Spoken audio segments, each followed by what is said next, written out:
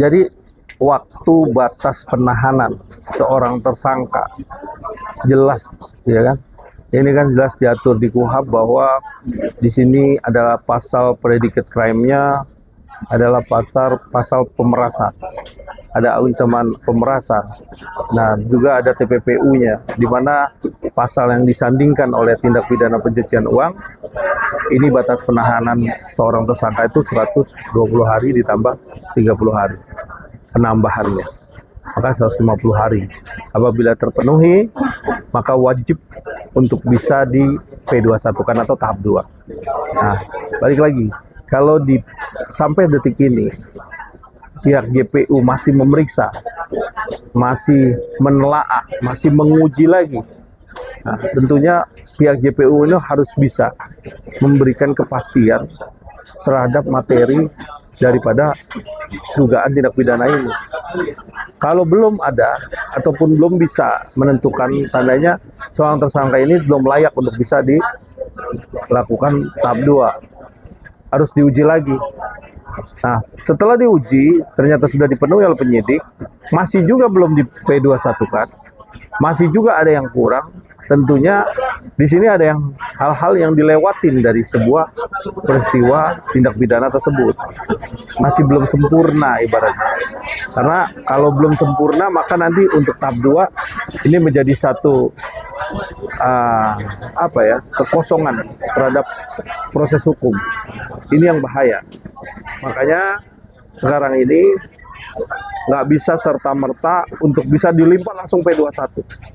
Kalau memang jaksa penuntut umum menilai ini masih harus diuji, harus dilengkapi, harus ada yang ditambah, atau juga harus ada yang dikurangi, atau harus ada yang sesuai dengan fakta buktinya yang harus dilakukan proses hukumnya, sehingga ini terpenuhi. Nah, makanya untuk memenuhi unsur-unsur inilah yang harus dibuktikan. Karena jelas biasanya TPPU itu predicate crime-nya, pasal yang disangkakan dulu itu harus mutlak masuk di dalam pasalnya. Setelah itu baru pasal TPPU. Pasal TPPU itu juga dibuktikan dari mulai aliran dana, bank yang ditujukan, uangnya, siapa aja yang menerima, siapa aja yang ikut serta, siapa aja yang ikut melakukan, ikut membantu. Nah, itu juga harus ada di situ di dalam proses BAP seorang tersangka dan saksi-saksi tentunya untuk bisa menguatkan proses hukum ini menjadi proses hukum yang sempurna sampai dengan proses tahap 2.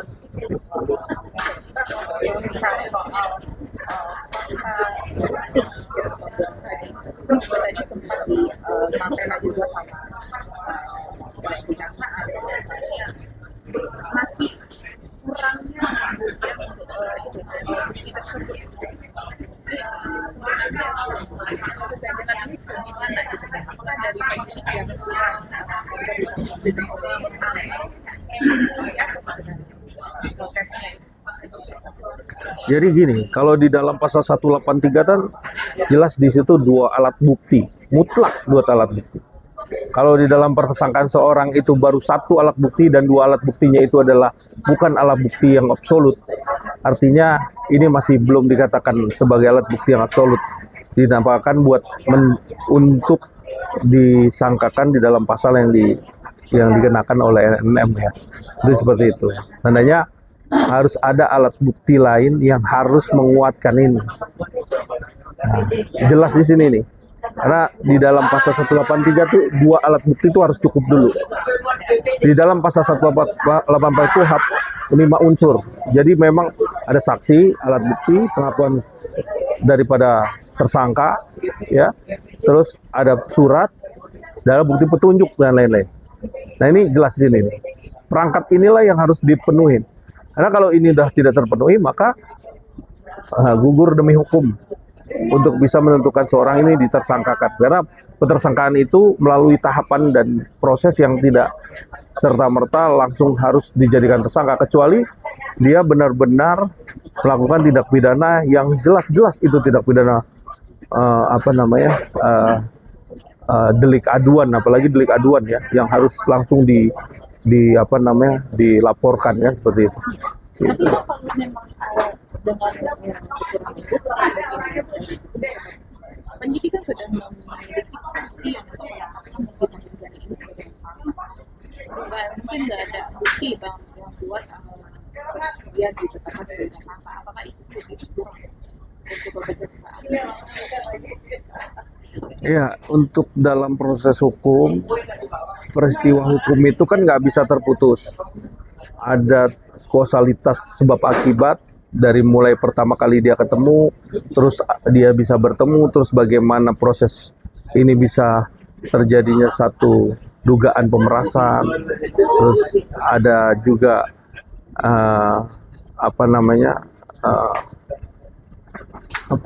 bentuk-bentuk intimidasi ataupun cara-cara mereka untuk bisa orang lain bisa memberikan sesuatu kepada NM ya, dan IS ya, ya kan, itu jadi kita lihat di situ itu ada peristiwa. Nah, kalau memang cukup dengan dilakukannya satu peristiwa ini adalah bentuk dari proses yang dimaksud, tetapi unsur dari materinya tidak bisa mengena terhadap pidananya, bisa juga ini menjadi satu poin yang penting ya. Tapi balik lagi, penyidik itu jelas di sini yang dicari adalah materialnya, materi utama pidana. Karena pidana itu yang dicari hanya materi dari nilai pidananya. Kalau itu sudah terpenuhi dan memang sudah yakin ada saksi, ada alat bukti, tandanya pihak kepolisian dengan mentersangkakan ini dan pihak kejaksaan dalam menguji kasus ini sudah layak untuk bisa dipersidangkan. Karena jelas semua itu nggak mungkin dalam proses ini polisi serta merta melakukan tersangka tidak ada dasar-dasarnya kan gitu. Tapi pengujian ini nanti diuji, ada ahli kah, ya kan? Tentu pasti ada ahli. Nah, di sini kalau memang yakin ya silakan aja, mau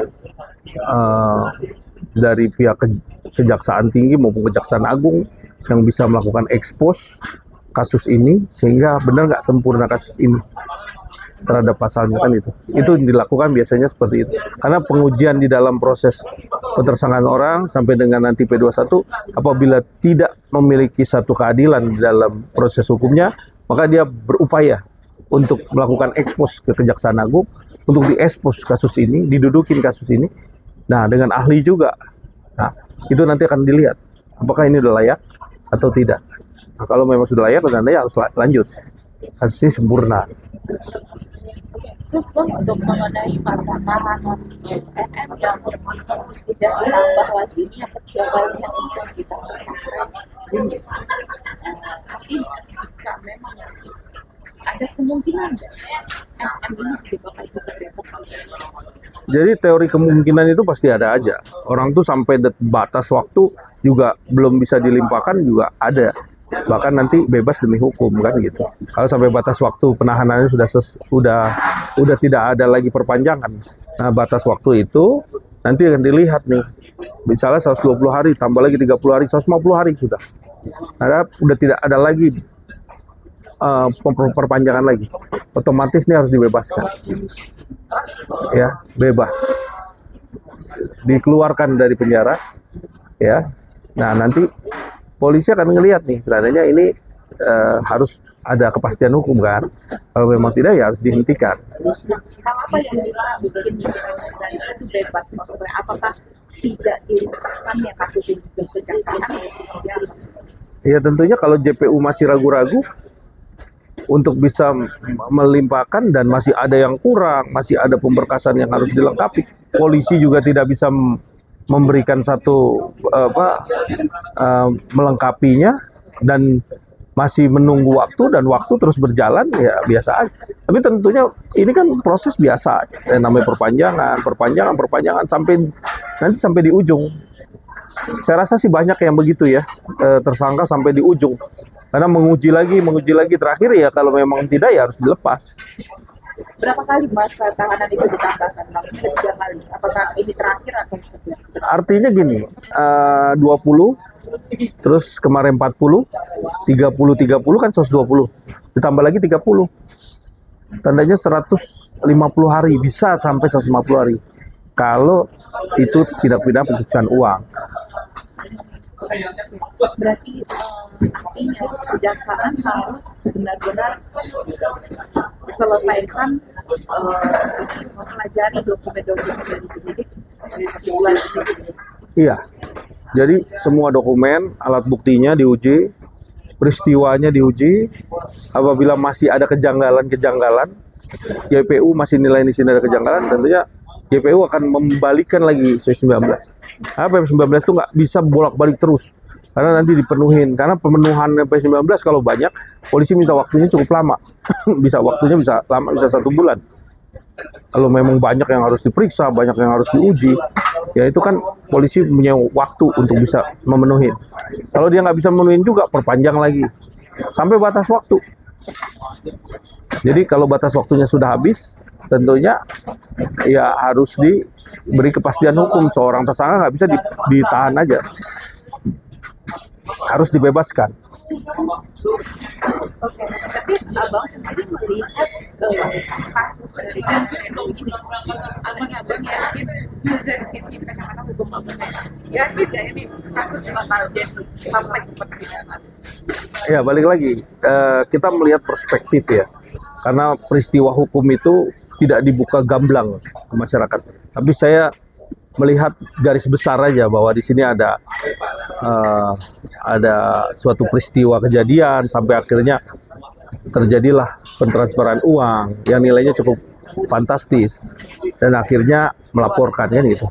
Nah balik lagi, akhirnya dengan sadar sudah mentransfer uang, terus ada TPPU-nya di situ. Setelah ini tahu kasus ini ada unsur pemerasannya, baru ada TPPU-nya kan nanti. Nah TPPU inilah yang diuji lagi.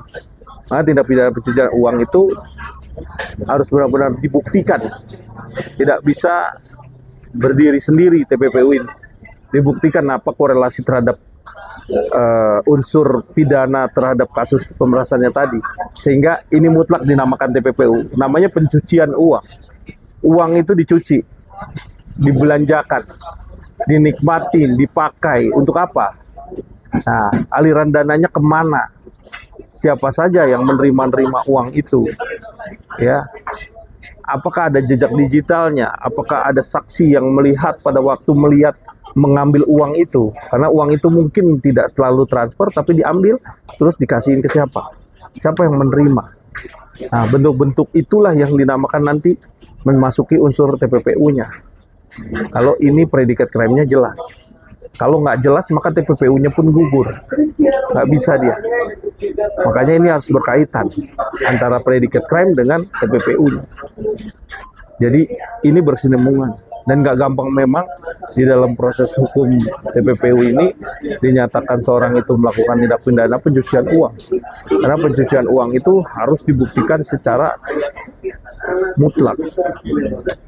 Jangan sampai yang dimaksud mencuci uang itu di mana? Uang siapa yang dicuci? Ya, uang siapa? Dan bagaimana memperoleh uang itu? Nah itu dibalik lagi tuh, hitung mundur tuh. Uang yang didapat uang siapa? Bagaimana cara memperolehnya uang itu? Nah, terus kalau memang udah terbukti, tentunya wah yakin ini NM bisa dijerat pasal sesuai dengan yang dimaksud dan harus menerima konsekuensi.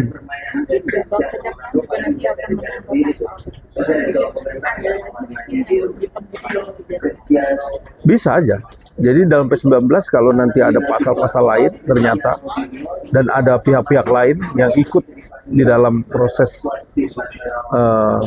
bermufakatan ini, kasus ini, tentunya nggak serta-merta pasti akan terlibat dan akan dimasukkan di dalam proses BAP dan nanti jadi saksi, bahkan juga jadi tersangka lagi.